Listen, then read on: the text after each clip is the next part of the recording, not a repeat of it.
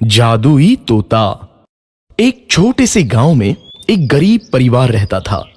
उस परिवार में रामू और उसकी बीवी सीता उसके बेटे चिंटू के साथ रहते थे। उसी गांव में एक तोता भी रहता था। उसका नाम था रघु।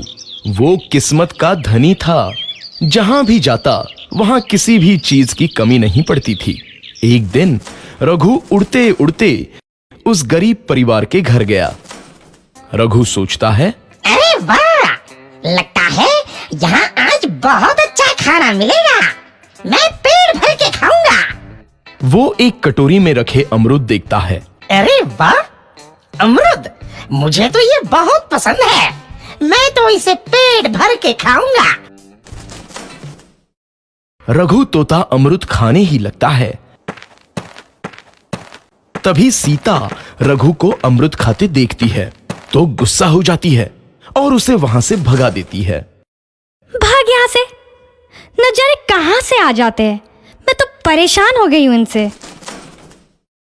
सीता के भगाने के बाद रघु चुपचाप से एक कोने में रहता है। धीरे धीरे उस परिवार की बरकत होने लगती है। एक दिन रामू और सीता खाना खाते वक्त बातें करते हैं। आजकल हमारी बहुत तरक्की हो रही है, काम भी अच्छा चल रहा है। रामू कहता है। इस पर सीता कहती है, सच कहा, भगवान हमेशा ऐसे ही हम पर मेहरबान रहे। बेटा चिंटू भी कहता है, पिताजी, मुझे खिलौना लेके दो ना, मेरे सभी दोस्तों के पास है। रामू कहता है, ठीक है, जरूर लाऊंगा। सीता कहती है, कितने खुश है सब, मेरे परिवार को किसी की नजर ना लगे। एक तरफ ऐसी बातें होती हैं तो दूसरी तरफ रसोई में रघु तोता भी अमरूद खाते रहता है। मजा आया, अमरूद खाया, मजा आया, अमरूद खाया, मजा आया। तभी सीता रसोई में आती है और रघु तोते को अमरूद खाते देख बहुत गुस्सा होती है। सीता रघु को बाहर निकालने के लिए पिंजरे में अमरूद रखती है। रघु जब अमरूद खाने लगता है तो पिंजरे का दरवाजा बंद हो जाता है और वो उसमें फंस जाता है। मुझे बाहर निकालो, मैं यहाँ फंस गया हूँ, मुझे बचाओ। अगले दिन सीता पिंजरा उठाकर बाहर दूर उस रघु को छोड़ देती है।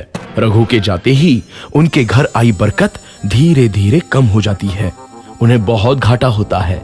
सीता कहती है, ये क्या हो रहा है, अचानक इतना कैसे बदल गया? अभी तक तो सब कुछ अच्छा चल रहा था। रामू कहता है, लगता है भगवान हम पर रूठ गए हैं। चिंटू भी कहता है, लगता है अब मुझे खिलौने भी नहीं मिलेंगे। और वो रोने लगता है और बाहर चला जाता है।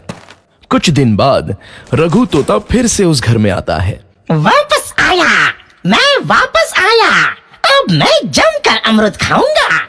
रघु सीधा रसोई घर में चला जाता है और अमरूद खाने लगता है।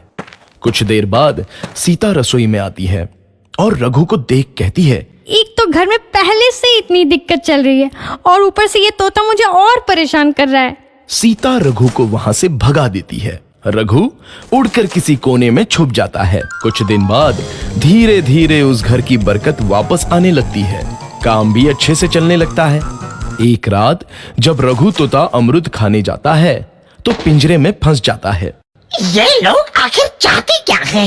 एक तोते को शांति से अमरूद खाने क्यों नहीं देते? मैं कौन सा चोरी कर रहा हूँ? बस अमरूद ही तो खा रहा हूँ। तभी रामू वहां आता है और पिंजरे में रघु तोते को देख उसे बाहर छोड़ देता है। ये तोता भी कितना जिद्दी है, बार बार वापस आ जाता है।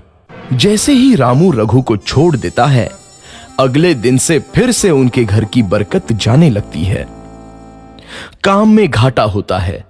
किसी को समझ नहीं आ रहा था कि ऐसा क्यों हो रहा है। रघु तोता घर आता है तो अचानक बरकत आती है और जब रघु तोता को बाहर निकालते हैं तो बरकत चली जाती है। एक दिन सीता रघु तोते के घर आने और बाहर जाने की स्थिति पर नजर रखती है।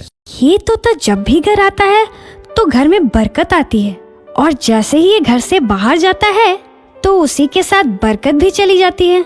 कहीं ये जादुई तोता तो नहीं है? अगली बार जब ये तोता घर आएगा तो मैं इसे कहीं नहीं जाने दूंगी। सीता रघु का बहुत इंतजार करती है लेकिन रघु तोता दोबारा उस घर में कभी नहीं आता।